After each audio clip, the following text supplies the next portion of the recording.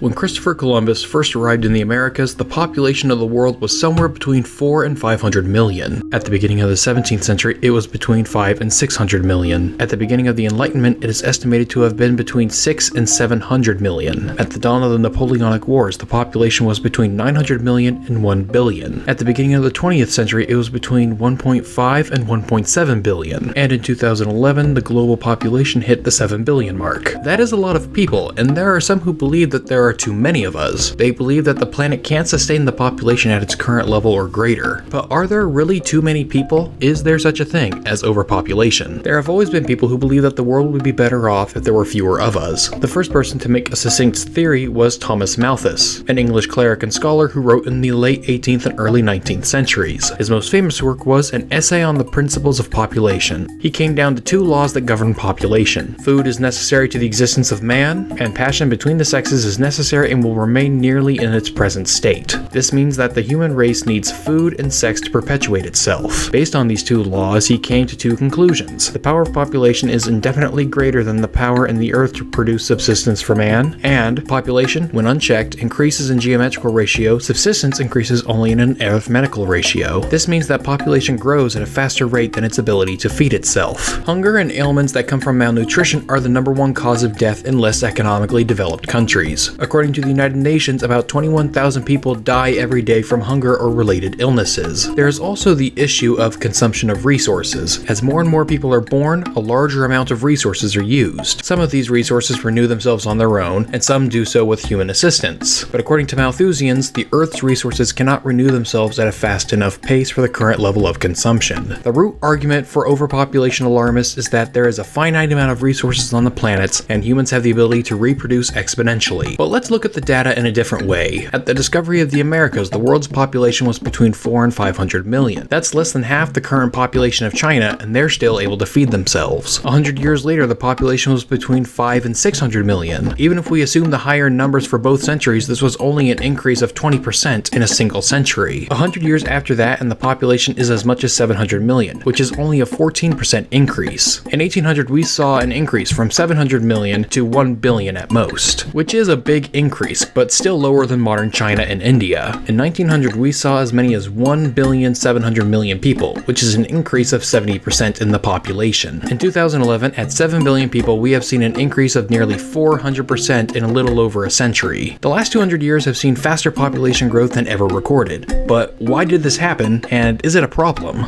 In that 200 years, we have seen the agricultural and industrial revolutions. These movements saw the exponential increase in food and medicine. These two events contradicted the prevailing wisdom that man's ability to reproduce was greater than its ability to feed itself. Because there was more food, fewer people died of hunger and related diseases, while the few diseases that were left were better managed by improvements in medicine. Then what about world hunger? With so many people going hungry, we're certainly above our capacity to feed ourselves. Well, no. There are people going hungry, but it's not because there isn't enough food to go around. The vast majority of famines, especially in the last 200 years, were man-made. As of 2012, there is enough food grown every year to feed 10 billion people, 3 billion more than there are now. And with improved farming techniques and biotechnology, that number will only grow. The hunger we see in places like Africa are a result of political instability. Between corrupt governments and warlords, foreign aid is either pocketed by the government officials or stolen by rebels. The money given to these African governments could be used to buy food, or even better, to build infrastructure that makes the delivery of food or economic growth easier. These are all man-made problems. It's the same way for housing. The reason there are homeless people is not because there is a lack of housing. Human action is responsible for most of these results, not a lack of resources. So what about the population growth rate? The Earth has seen exponential population growth in the past 200 years. If things keep going at that rate, there will certainly be a problem. This is true, but it lacks context. What we need to look at are birth rates, rather than the total growth of the population. For most of human existence, the average woman would give birth to more children than they would today. It wasn't uncommon for a single woman to have anywhere between 5 and 10 children, and this rate continued through the population explosion of the last 200 years. We have seen a drastic change, from 7 children on average per woman to 4 today, and all reliable projections only show that number going down. So the reason the growth in the last 200 years was so much bigger is because we had old fertility rates coexisting with modern food production and medicine. So why has the birth rate gone down? Once upon a time, raising children was not only cheaper than than it is today, but it was actually a financial gain. Back when farming was done by hand rather than by machines, as many hands as possible were needed to run a farm. A single farm was most likely owned and worked by an individual family. Having lots of kids was good for the family finances because they could earn their keep by pulling weeds or doing other farm tasks. But as industrialization took hold and people began moving to the cities, having large families became less economically feasible. Homes in the city are usually smaller, so a larger family is less ideal. As the economy grew and became more complex, raising a child became more expensive, and because there was less work for children to do in the city, they weren't able to earn their keep. All of these factors led to families having fewer and fewer children, and investing more time and resources into a smaller number of children instead of the old model of investing little into a bunch of children. However, old practices die hard, and having lots of children was a very ingrained one, so the population began to grow drastically as families tried to adapt to a modern industrial economy. My parents were both one of 4 children to their parents. In the post-World War II United States, 4 children was the average, which rose by about 50% from the First World War rate. The birth rate among baby boomers was half that of their parents, with 2 or 3 children on average, and their millennial children are expected to have on average only 1 or 2. The birth rate has declined almost every year, especially in industrialized nations. Some countries like Japan are actually under threat of underpopulation, which is becoming a national security issue. The birth rate has also declined in less developed countries as well, with the global average being 4 births per woman, and all the data predicts this going down in the future. The UN predicts that the Earth is going to peak in population in the mid-21st century, and begin to decline and return to where we are now by around the beginning of the 22nd century. The issue of resources is one that is overblown. As science and technology has improved, we have become more efficient with natural resources, making things that use less power, along with creating cleaner sources of energy. So, are we doomed by overpopulation?